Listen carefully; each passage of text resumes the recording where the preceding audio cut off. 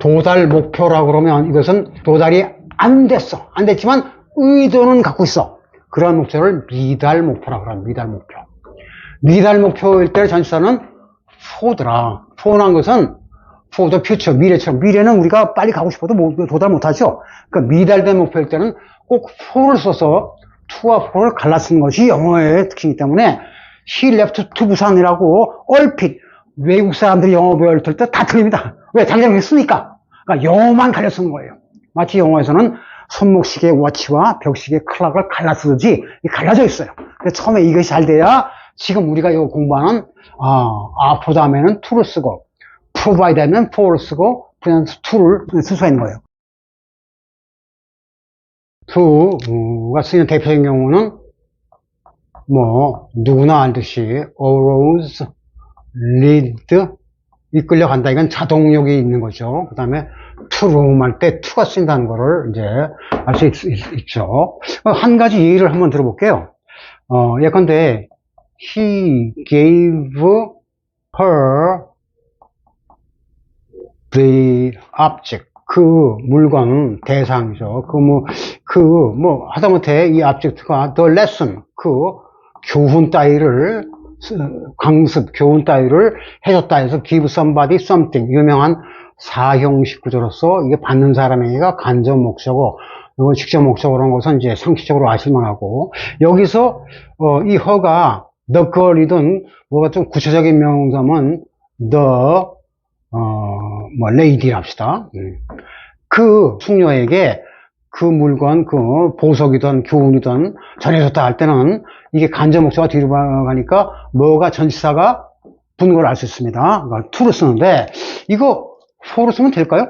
누가 보더라도 이거 안 되는 느낌을 알 수 있습니다. 이때 gave를 조금 세련돼서 present라는 말을 썼고 쓸 수 있고 그 다음에 offer라는 말을 쓸 수 있는데 이거나 또 제공한다, 제시하다는 면에서는 비슷해요. 그런데 쓰임새가 조금 좀 어려워지는데 present her 다음에 막바로 the object를 쓰면 되겠습니까? 이건 안 되죠. present her 반드시 형식상 with를 넣어줘야 됩니다. with.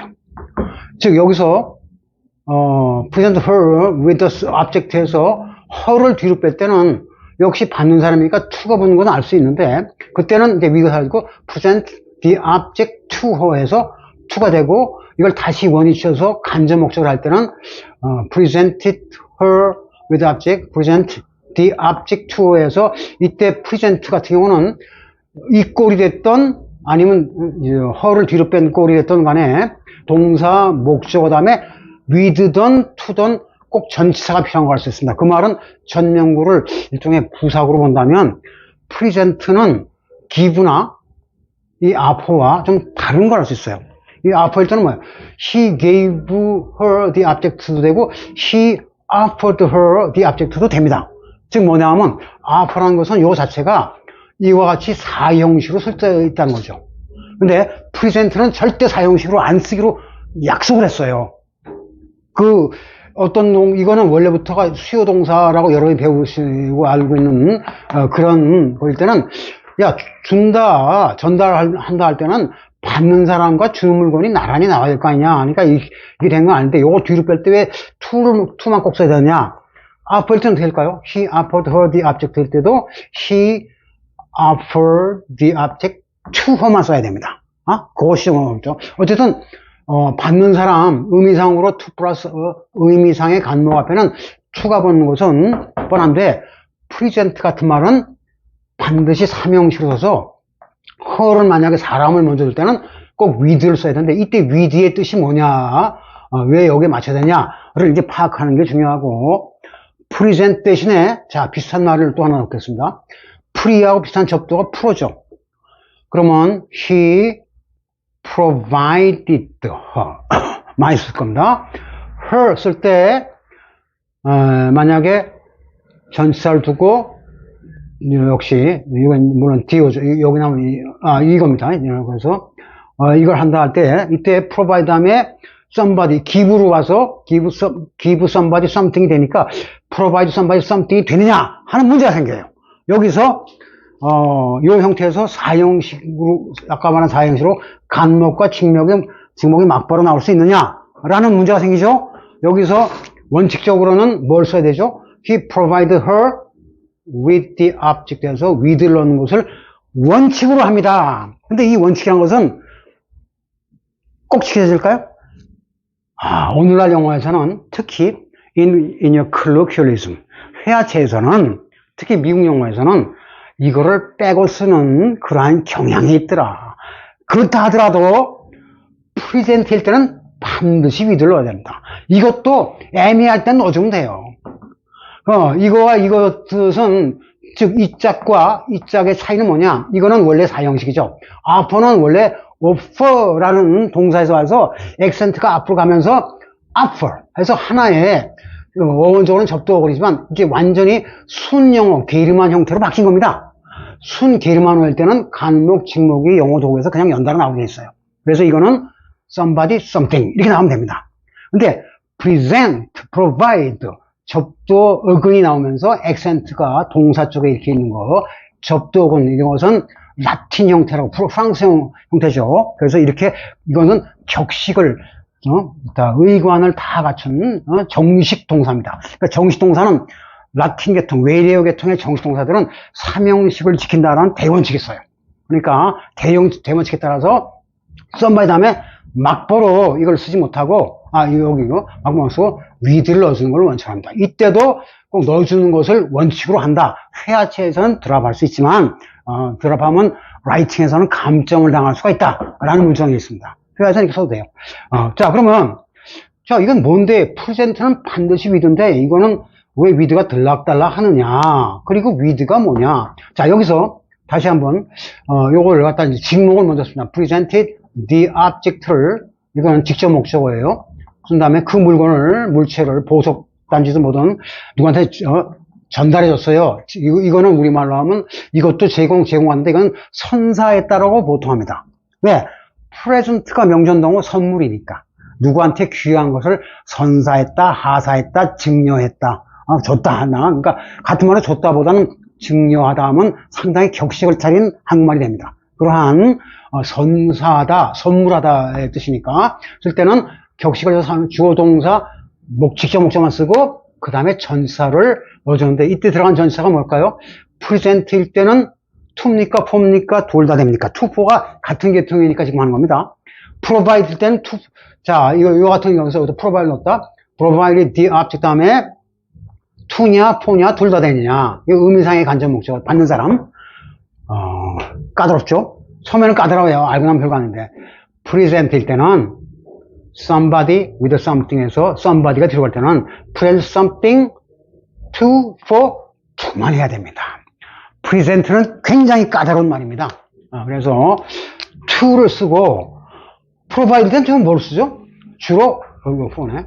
주로 for를 쓰는 게 원칙인데 자 다시 한번 착각하기 쉬우니까 present something 다음에 받는 사람 somebody 앞에 전치사를 꼭 넣어줘야 되는데 이때는 present는 to만 넣는다. provide일 때는 for를 넣는 게 원칙인데 to도 같이 쓰는데 이거는 미국 영어에서 그렇게 쓴다. 왜 그런지 이제 이유를 알아야 돼요. 왜 그러냐? present는 요 자체가 이 to는 뭐냐면 모든 길은 로마로 통한다 할 때 길을 갖다 쭉 따라가다 보면 뭐가 있어요? 끝판에 로마가 나오죠. 로마로 안 통하는 길은 길이 아니에요. 그렇죠? 어떤 물체가 운동을 할 때 끝판에 닿은 점을 to로 표시한다. 오케이. 그러면 여기까지 알았으면 요거를 갖다 요거는 사형식을 이용한 약간 한참 높은 것이고 쉬운 것부터 하겠습니다. 이게 어떻게 보면 쉬울 것 같아도 많이 쓰면 쉬워지지만 아주 쉬운 원초적인 것부터 하겠습니다. She went 그 다음에 로마로 갔어요. 부산도 좋습니다. He went to 부산이겠어요? for 부산이겠어요? 둘 다 되겠어요. He ran 하다못해 swam 요즘은 fly, flew from 비행기 타고도 많이 가죠. 그죠? flew 할 때 to, for 둘 다 됩니까? 이런 것들은 항상 to만 씁니다. 그런데 이 사람이 부산 가려면 비행기 타려면 김포공항에서 출발해야 돼요. He 출발했다. 이거 동물적으로 출발한 건 스타트랍니다. 보통 스타트하고 비긴을 잘 구별을 못하는데, 스타트는 동물적으로 물체가 이동했다는 뜻입니다. start. She started. 부산으로 출발했어요. 이걸 서울로 떠났기 때문에 leave의 과거를 left를 쓰거나 좀 어려운 말을 쓰게 되면 공항에 가면 만나 있죠. departures and arrivals 해서 출발할 때 depart를 쓸 수도 있습니다. 자, he started to 부산하고 쓰는 것은 영어를 뺀 모든 언어가 그렇게 씁니다. 목적지가 to일 때는 이 to에 해당하는 말 쓰고 이렇게 쓰면 돼요. 아랍어도 다 맞습니다. 그런데 영어에서는 이게 안 통해요. 틀린 말이 됩니다. 이것을 처음에 잘 알아야 되는데 자, 이것과 이 여기 나오는 비행기 타다 이거하고 출발하다 비행기 타려면 공항에 출발하는데 이 동사의 성질이 트기 때문에 요때는 to지만 요때는 반드시 뭘 쓴다고요? for를 써야 됩니다. 이거를 처음에 잘 아셔야 구별해야 되는데 for는 그때 또 한두 번 나왔었죠. for는 주어가 의도한 목적지가 destination, goal인데 destination 또는 goal이라고 해도 좋습니다. 뭐냐? once, 주어, 이거 주어의 intended, 의도한 바의 목적지입니다. 이 사람이 어떤 지역에 서울 살다가 안양 살다가 출발할 때는 가겠다는 목적지가 있을 거 아닙니까? 그러한 의도로 끝인 목적지일 때는 for를 씁니다. 즉 for는 뭐냐면 to라는 것은 여기도 나왔지만 물체가 이동할 때 이 이동, 운동의 동사, 운동이 끝난 점이 to라고 했어요. 그건 뭐에 반대? from where they began 이런 뜻이죠. 그들이 시작된 곳부터 from A to B에서 from의 수까지 쭉 이어질 때 그 이어진다는 개념이 이 동사에 있어야 돼요. 이어진다는 거예요.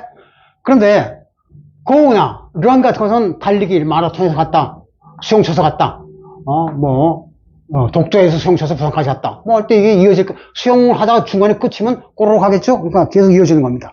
비행기 탈 때, 비행기 가다가 멈춰? 그럼 추락이죠. 큰일 나죠. 비행기가 부산에 있는 김해공항인가? 거기까지 쭉 이어져 나가야 돼요. 여기에 대해서 출발이라는 것은 이 물체가, 이 물체든 비행기든 사람이든 출발한 것은 leave나 depart나 start가 많은데 여기서는 leave를 했죠. start를 했지만 여기서 중간에서 스타트 하지 않았습니다. 그렇죠? 요 동작이 끝났을 때는 목적지가 의도한 목적지에 가 달 수 있어요? 못 닿습니다. 그래서 이런 목적지를 무슨 목적이에요? 이것을 이를 도자를 써서 도달 목표라고 그러면 이것은 도달이 안 됐어. 안 됐지만 의도는 갖고 있어. 그런 목표를 미달 목표라고 합니다. 미달 목표.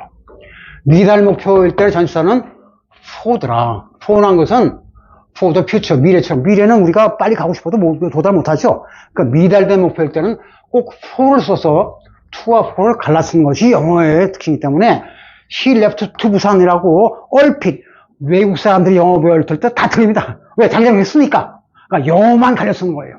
마치 영어에서는 손목시계 워치와 벽시계 클락을 갈라 쓰듯이 갈라져 있어요. 그래서 처음에 이것이 잘 돼야 지금 우리가 이거 공부하는 for 다음에는 to를 쓰고 provide 하면 for를 쓰고 그냥 to를 이제 쓸 수 있는 거예요. 그러면 present 이거나 라틴 접두어 어근으로서 formal한 동사라서 누구에 전달된, 왜냐면 물체를 이동시킬 때 전달의 목표가 to니까 to를 쓰는데 provide 때는 for가 원칙인데 미국 사람들이 to, for를 같이 쓴 이유가 뭔가 하는 것을 가지고 우리가 이제 한번 따져볼 수가 있는 거죠.